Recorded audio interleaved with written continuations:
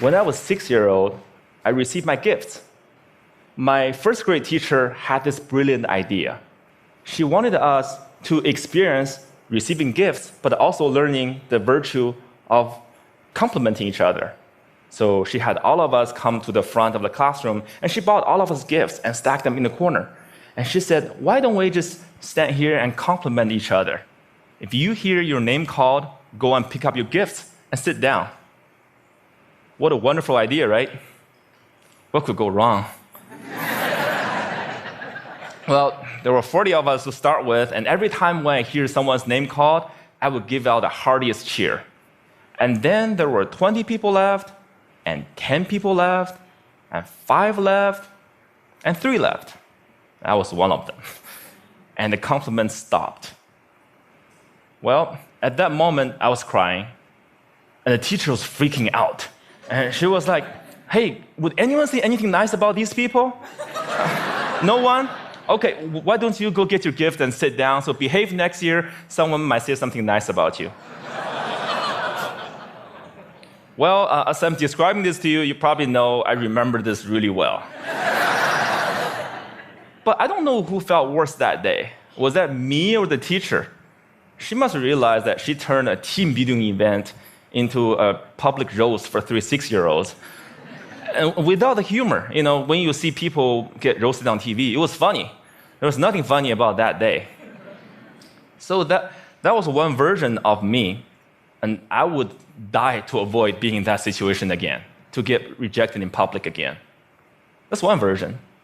Then fast forward 8 years, Bill Gates came to my hometown, Beijing, China, to speak, and I saw his message. I fell in love with that guy. I thought, wow, I know what I want to do now.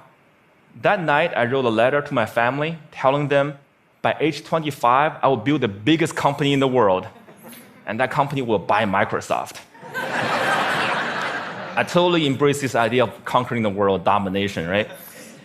And I didn't make this up. I did write that letter, and here it is.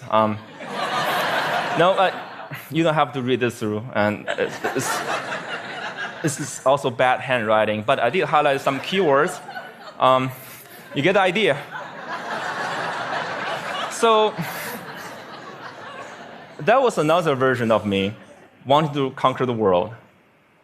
Well, then 2 years later, I was presented with the opportunity to come to the United States. I jumped on it, and because that was where Bill Gates lived, right? So I thought that was the start of my entrepreneur journey. Then fast forward another 14 years, I was 30. Nope, I didn't build that company. I didn't even start. I was actually a marketing manager for a Fortune 500 company, and I felt I was stuck.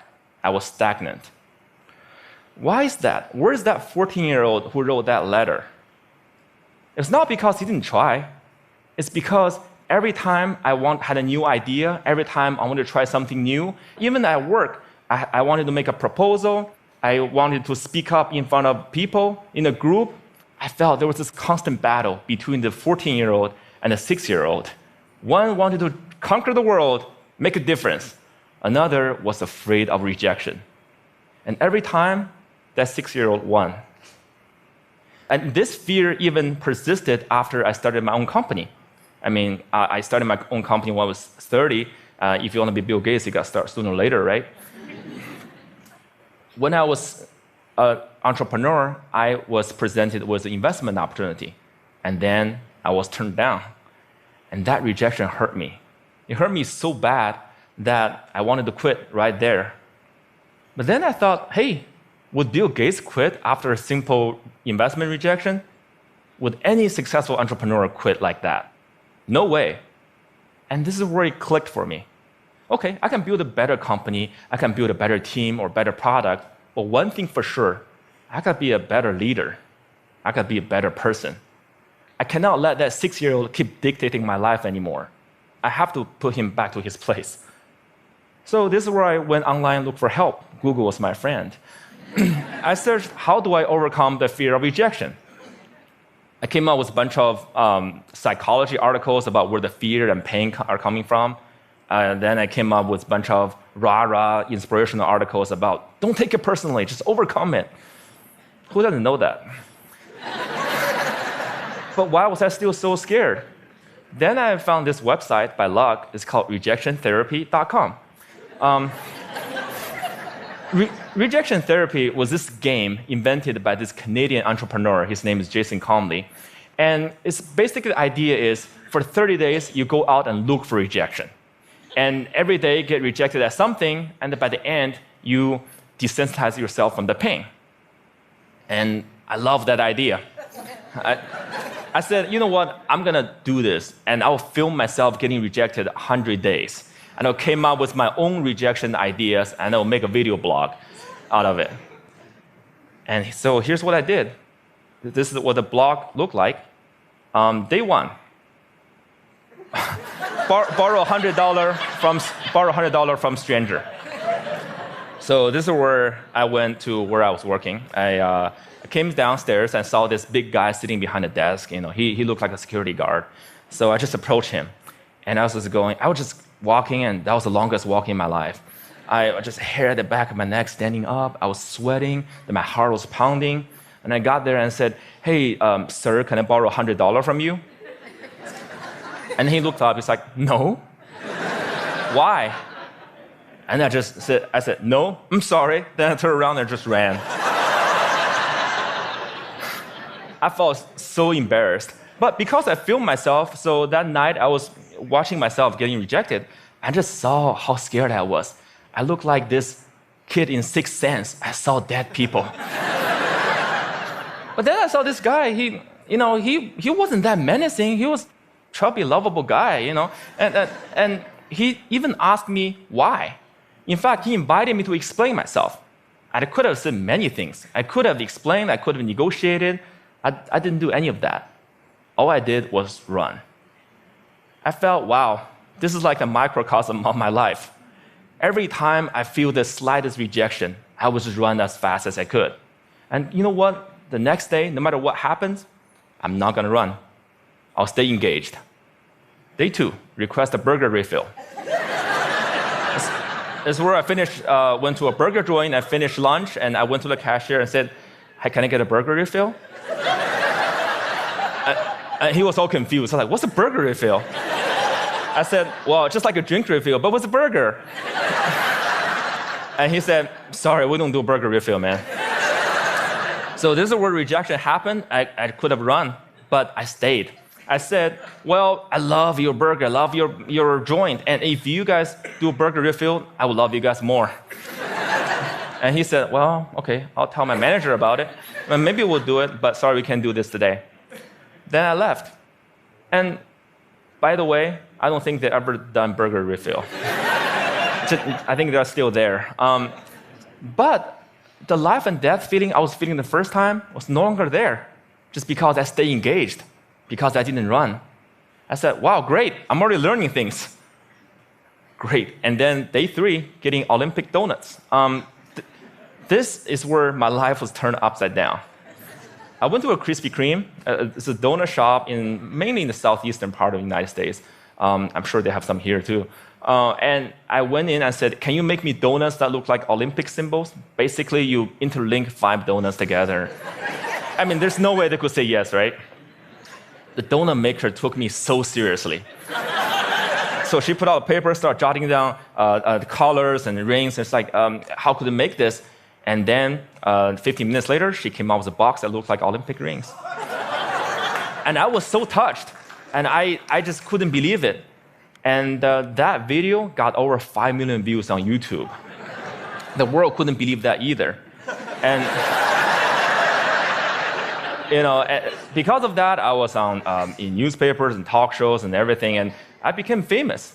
A lot of people started writing emails to me and saying, what you're doing is awesome. But fame and notoriety did not do anything to me. What I really want to do was learn and to change myself.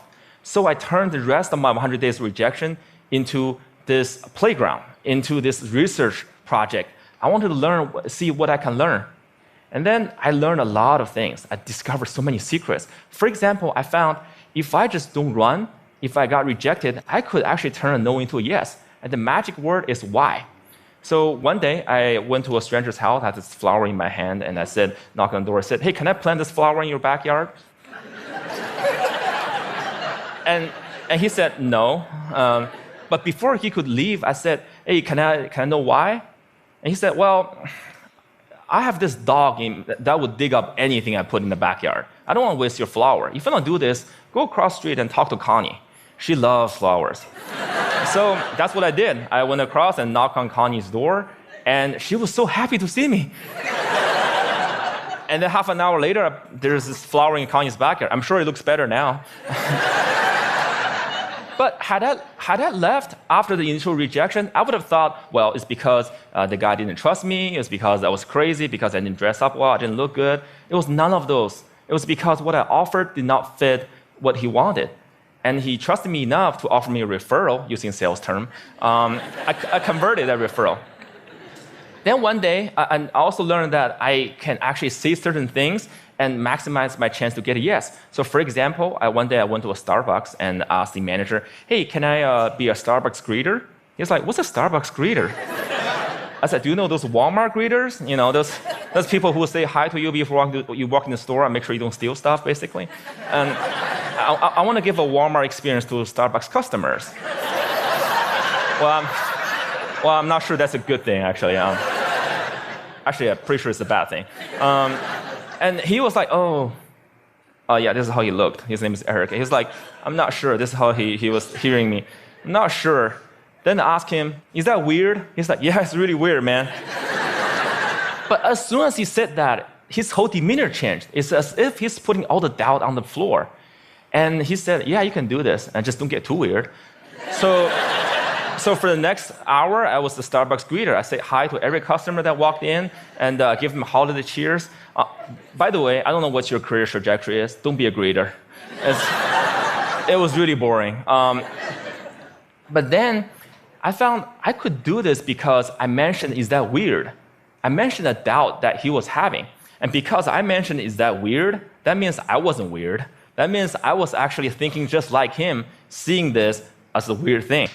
And again, I learned that if I mention some doubt people might have before I ask the question, I gain their trust. People will more likely to say yes to me. And then I learned I could fulfill my life dream by asking. You know, I came from 4 generations of teachers. And my grandma has always told me, hey, Jia, you can do anything you want, but it'd be great if you become a teacher. But I want to be an entrepreneur, so I didn't. But it has always been my dream to actually teach something. So I said, what if I just ask and teach a college class? So I lived in Austin at the time, so I went to University of Texas in Austin, knocked on professors' doors and said, can I teach your class? I didn't get anywhere the first couple times, but because I didn't run, I kept doing it, and on the 3rd try, the professor was very impressed. It's like, no one has done this before. And I came in prepared with the PowerPoints and my lesson. It's like, well, I can use this. Well, when you come back in 2 months, I'll fit you in my curriculum. And 2 months later, I was teaching a class. This is me. You probably can't see this. This is a bad picture. You know, sometimes you get rejected by lighting, you know. But when I finished teaching that class, I walked out crying because I thought I could just fulfill my life dream just by simply asking. I used to think I have to accomplish all these things, I have to be a great entrepreneur or get a PhD to teach. But no, I just asked and I could teach. And in that picture, which you can't see, I quoted Martin Luther King Jr. Why? Because in my research, I found the people who really changed the world, who changed the way we live and the way we think, are the people who were met with initial and often violent rejections. People like Martin Luther King Jr., like Mahatma Gandhi, Nelson Mandela, or even Jesus Christ. These people did not let rejection define them. They let their own reaction after rejection define themselves. And they embrace rejection. And we don't have to be those people to learn about rejection.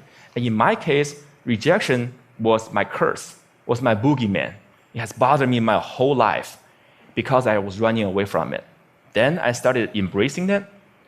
I turned that into the biggest gift in my life. I started teaching people how to turn rejections into opportunities. I used my blog, I used my talk, I used the book I just published, and I'm even building technology to help people overcome their fear of rejection. when you get rejected in life, when you are facing the next obstacle or next failure, consider the possibilities. Don't run. If you just embrace them, they might become your gifts as well. Thank you.